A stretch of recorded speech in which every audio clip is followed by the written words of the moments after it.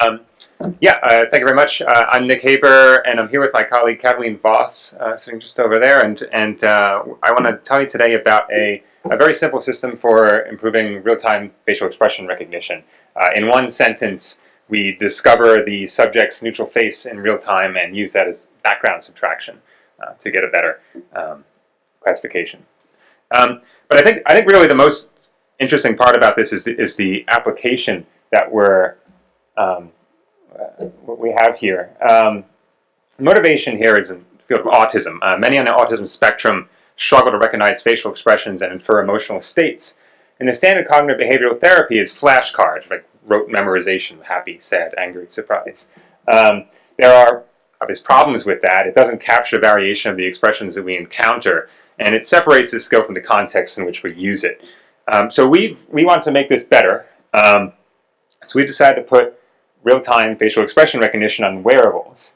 The idea is that the child with autism wears it, it recognizes the facial expressions of those he's interacting with, and it gives feedback. This is an early mock-up of what it looks like, but I'm excited to announce that we have actually started at-home trials with a prototype device with children with autism, and if you come to our booth, you can check it out. We brought one, Google Glass, paired with a phone. So come by.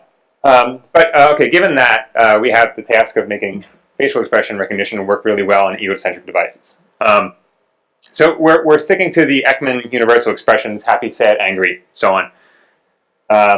There's been a lot of work on this. For frame-by-frame analysis, just image classification, feature extraction, classifier works quite well.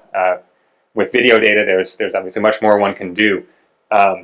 And there's been a lot of work with multimodal systems. But it's still an engineering effort to improve robustness to pose and lighting and really make this thing work well in egocentric contexts. And there is an essential difficulty which is very, very important to us. That is generalizing to new subjects, or I might call it a subject variance problem. On most people, this thing might do 93% accuracy or something like that if you run some data sets. But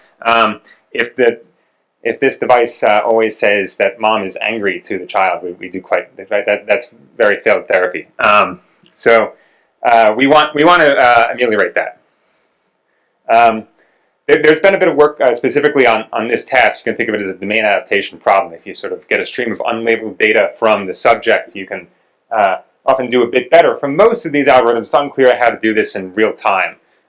Some kind of work like that. But there's a very simple way, which has been brought up a bit by others, that we want to subtract the neutral face, or the neutral features. Now this is obviously cheating if you don't know the person's neutral face ahead of time.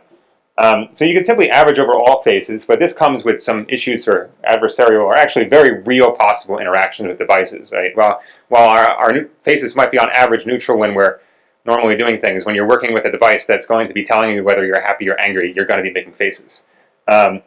So we want to do something more. We want to infer the neutral face. And there's been a little bit of work on this, but our approach is actually a bit different and very straightforward.